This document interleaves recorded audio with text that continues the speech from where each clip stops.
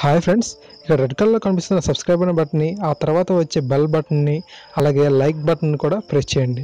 ఇలా చేయడం ద్వారా నేను అప్లోడ్ చేసే డైలీ వీడియోస్ మీరు మిస్ కాకుండా ఆన్లైన్లోకి వచ్చి చూడగలుగుతారు. This is Mahesh, you're watching tech master in Telugu. Let's start our today's episode.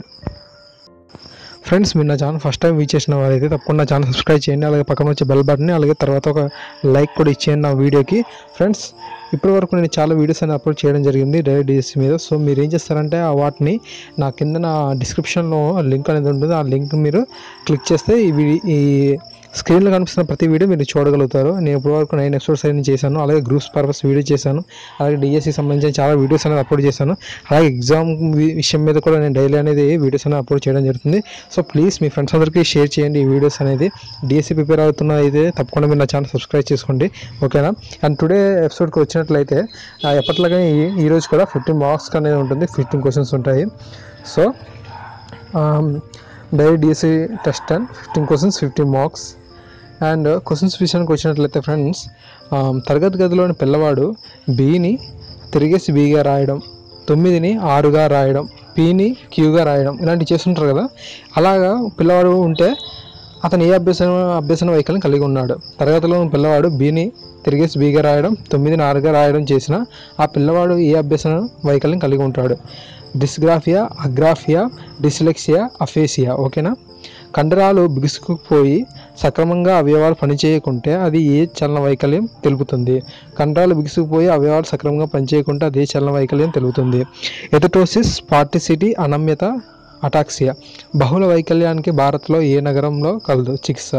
బహుళ వైకల్యానికి చికిత్స భారత్లో ఏ నగరంలో కలదు? చెన్నై, ఢిల్లీ, ముంబై, ఉత్తరప్రదేశ్లో గల ఝాన్సీ. ఆన్సర్స్ని మీరు కరెక్ట్గా గుర్తించండి. అత్తగారి కథలు ఎవరి పేరుతో ప్రసిద్ధి చెందాయి? అత్తగారి కథలు ఎవరి పేరుతో ప్రసిద్ధి చెందాయి? భానుమతి రామకృష్ణ, గణపతి వరలక్ష్మమ్మ, పోతం జానకి, అడవి బాపిరాజు. అంపకాలు అనే గల్పికను రచించినది? కొడవటిగంటి కుటుంబరావు, చలం సినారె, చాగంటి సోమయాజులు. జానపదిని జాబులు అనే పేరుతో లేఖలు రాసినది? జానపదిని జాబులు అనే పేరుతో లేఖలు రాసినది? చలం, విద్వాన్ విశ్వం, బోయి భీమన్న, గిడుగు రామ్మూర్తి పంతులు. ఫ్రెండ్స్, నేను డైలీ ఇలాంటి వీడియోస్కి కింద డిస్క్రిప్షన్లో ఆన్సర్స్ అనేవి ఇవ్వడం జరుగుతుంది. సో మీరు కామెంట్లో పిన్ చేస్తాను, అవి మీరు చూసుకోండి, ఓకేనా. The rose is a beautiful flower. ఇందులో బ్యూటిఫుల్ అనేది నౌనా, ప్రనౌనా, వెర్బా, యాడ్జెక్టివా? Choose the correctly spelt word. ఇందులో కరెక్ట్గా ఉన్న వర్డ్ని మీరు గుర్తించాలి. అక్కడ లెఫ్టినెంట్ అనేది ఇవ్వడం జరుగుతుంది. అక్కడ మీరు 4 ఆప్షన్లో కరెక్ట్ లెఫ్టినెంట్ అంటే ఏంటి చూడాలి. ఏ మొఘల్ చక్రవర్తి కోహినూర్ వజ్రాన్ని నాదిర్ షాకు ఇచ్చాడు? ఓకేనా. నాదిర్ షాకు కోహినూర్ వజ్రాన్ని ఎవరు ఇచ్చారు? ఏ మొఘల్ చక్రవర్తి? అక్బర్, మహమ్మద్ షా రంగేలి రాజా, ఖుర్రం, షాజహాన్, ఓకేనా.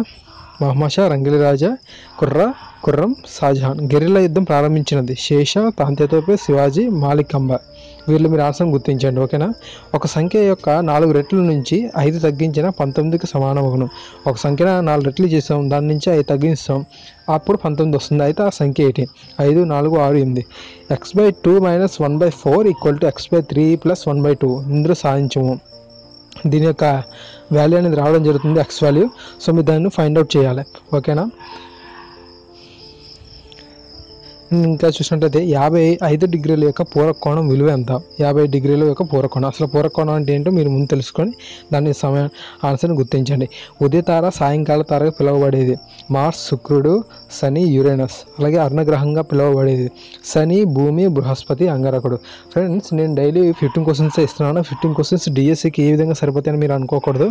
ఎందుకంటే నేను ఆ టాపిక్స్ అనేవి ఇవ్వడం జరుగుతుంది. మీరు ఆ టాపిక్స్ని ఎంచుకోవాలని చదవండి. 15 క్వశ్చన్స్ డిఎస్సి పర్పస్గా సరిపోవు. బట్ ఏంటంటే నేను ఏ టాపిక్స్ అని ఇస్తున్నానో ఆ రోజు మీరు ఆ టాపిక్స్ని చదివేయండి, ఓకేనా. ఈరోజు నేను అభ్యసన వైకల్యం, చలన వైకల్యం గురించి ఇచ్చాను. అంటే మీరు ఆ అభ్యసన వైకల్యం, చలన వైకల్యం ఈరోజు పూర్తి చేసేయండి, ఓకేనా. అంటే మీ ఫ్రెండ్స్ మీరు టాపిక్స్ వైజ్గా మీరు డివైడ్ చేసుకొని చదువుకుంటే చాలా బాగుంటుంది. ఫ్రెండ్స్, ఇది 90 days ప్రోగ్రామ్. సో నా డైలీ వీడియోస్ ఇందులో ఉంటాయి. So please subscribe to my channel, like my video and comment చేయండి. అలాగే మీ ఫ్రెండ్స్ అందరికీ షేర్ చేయండి. Thank you.